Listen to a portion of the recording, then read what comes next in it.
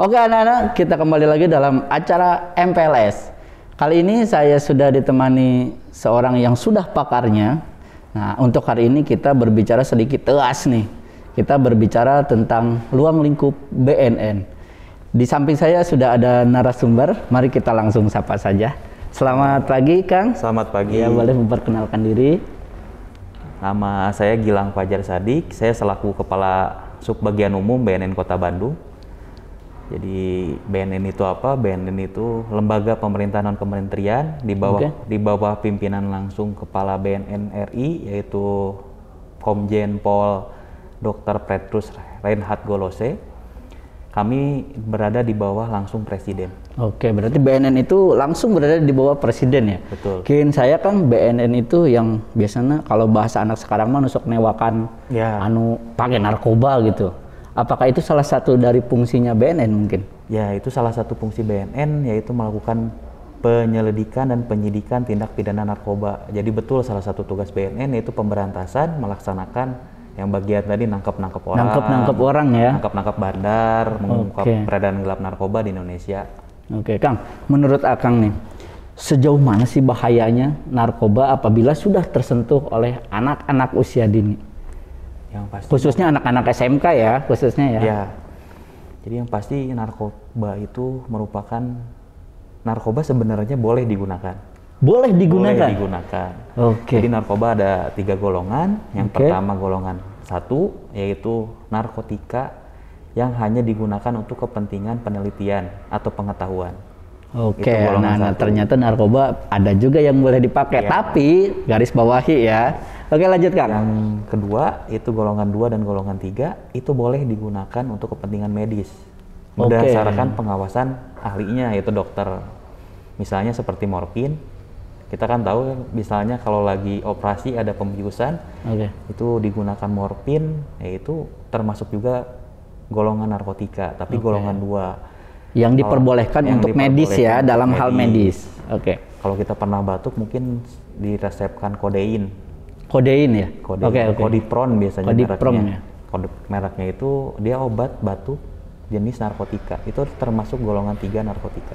Oke. Kang, kalau ini nih, anak-anak sekarang itu banyak sekali yang ada istilahnya ngedestro katanya. Destro. Nah, itu destro itu termasuk ke dalam kemana Kang? Yang 3 tadi itu? Jadi kalau dextro itu di luar dari undang-undang narkotika. Di luar dari undang-undang narkotika. Ya. Jadi kalau kita istilah umum di masyarakat kan ada istilah narkoba atau napsa. Jadi narkoba itu singkatan, pertama narkotika, nar itu narkotika, si-nya itu psikotropika, yang ketiga bahan adiktif berbahaya. Oke, berarti yang untuk biasa dikonsumsi itu masuknya ke bahan adiktif berbahaya. Mereka termasuk golongan obat daftar G atau obat keras. Oke. Dampaknya seperti apa Kang kalau misalkan anak-anak itu rutin sekali mengkonsumsi yang tadi kita sebutkan itu, dextro itu ya? Dextro yang pertama ya seperti golongan narkotika lain menyebabkan kecanduan. Terus yang kedua juga merusak sistem saraf pusat. Jadi istilahnya otak-otak kita kan ada saraf kan, otak kita tuh ada saraf, neuritnya kan, ada ya saraf-saraf itu bisa mempengaruhi susunan sistem saraf pusat. Oke. Yang ketiga pasti merusak organ tubuh karena kan dextro misalnya dosisnya sekali minum 5 atau 10. Oh gitu ya. Jadi itu bisa merusak juga organ seperti ginjal karena kan tidak sesuai dengan peruntukannya.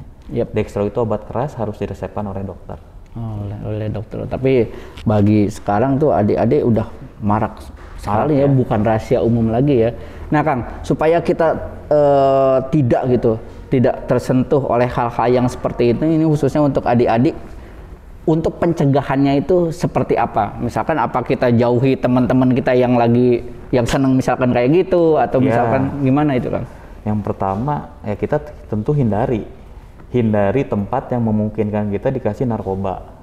Misalnya nongkrong di tempat dugem gitu kan, nongkrong di bar atau nongkrong di biasa tempat nongkrong ya, biasanya malam ya biasanya ya. Iya, sama geng motor atau lainnya, nongkrong-nongkrong. Ya sebenarnya nggak semua geng motor seperti itu kan ya, tapi Dulu kan kesannya seperti itu, tapi sekarang enggak. Sekarang udah baik-baik ya. Bahkan ya. Sekarang udah banyak geng motor yang syariah. Okay. Tapi kan dulu terkenalnya seperti itu kan, stigma masyarakat. Tapi memang tempat nongkrong itu banyaknya yang memungkinkan kita untuk ditawari hal-hal yang seperti itu. Oke, dari pengalaman mungkin Kang, pengalaman Akang ketika lagi ada dalam penyidikan gitu, banyak nggak sih anak-anak pelajar atau siswa yang terkena kasus yang serupa? Banyak sekali Kang. Di BNN itu ada tempat rehabilitasi, jadi kita membuka tempat rehabilitasi bagi pecandu yang ada di Kota Bandung. Jadi masyarakat atau orang tua korban penyalahgunaan narkoba, misalnya ada anak kelas 2 SMP, ada kelas 2 SMA, itu orang tuanya lapor ke kita untuk agar anaknya direhabilitasi. Itu jumlahnya lumayan banyak. Ada yang kecanduan komik, jadi obat batuk gitu. Obat batuk ya. Itu juga berbahaya. Karena dextro juga sama kan, obat batuk juga kan. Jadi kandungan komik juga ada dextronya juga, dextrometorphan. Itu sama-sama bikin fly mungkin ya yang dirasakan oleh para pecandunya. Ada yang kecanduan kucubung juga. Trihexyphenidyl. Jadi selain dextro ada trihex ya yang terkenal di para remaja karena harganya murah dan mudah dijangkau katanya.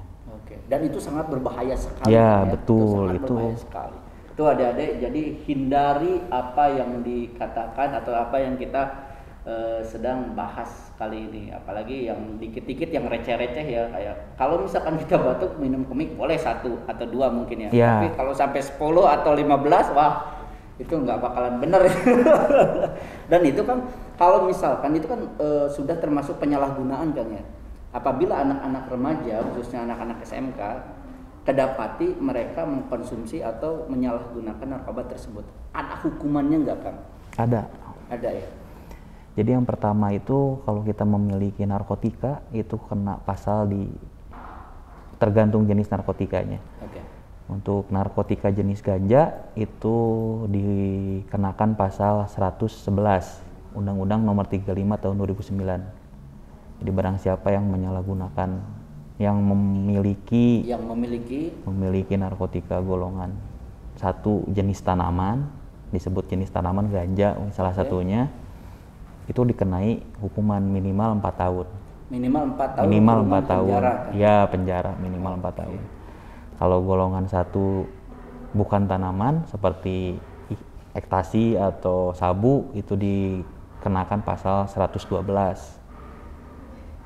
Selain itu ada juga pasal yang mengatur tentang rehabilitasi. Jadi dikenakan pasal 127 barang siapa yang menggunakan narkotika golongan 1 dihukum 4 tahun penjara.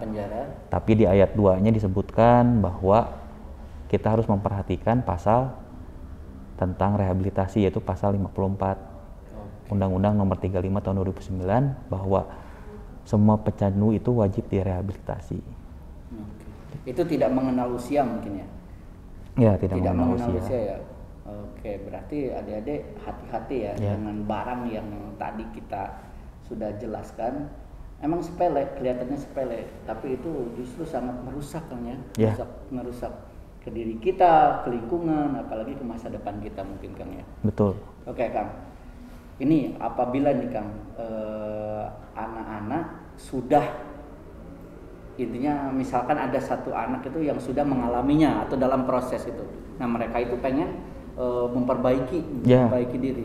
Apakah BNN itu siap gitu untuk mendampingi, mungkin merehab, dan bagaimana caranya gitu supaya anak-anak tersebut tidak takut untuk lapor ke BNN? Betul. Jadi sekarang paradigmanya berubah kan ya. Kalau dulu tuh kita tangkap banyak gitu kan ya. Banyak pecandu narkoba kita penjarakan. Sekarang tuh paradigmanya berubah, jadi bahwa pecandu narkotika tuh wajib untuk direhabilitasi. Rehabilitasi. Tapi tetap ada 2 ada 2 kan ya.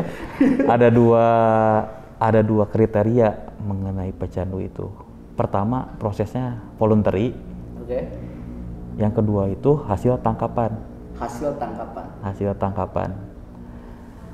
Jadi kalau yang voluntary itu misalnya pelajar tersebut melapor kepada kita atau wali walinya datang ke kita, orang tuanya datang ke kita melaporkan anaknya bahwa anaknya tersebut merupakan pecandu narkotika.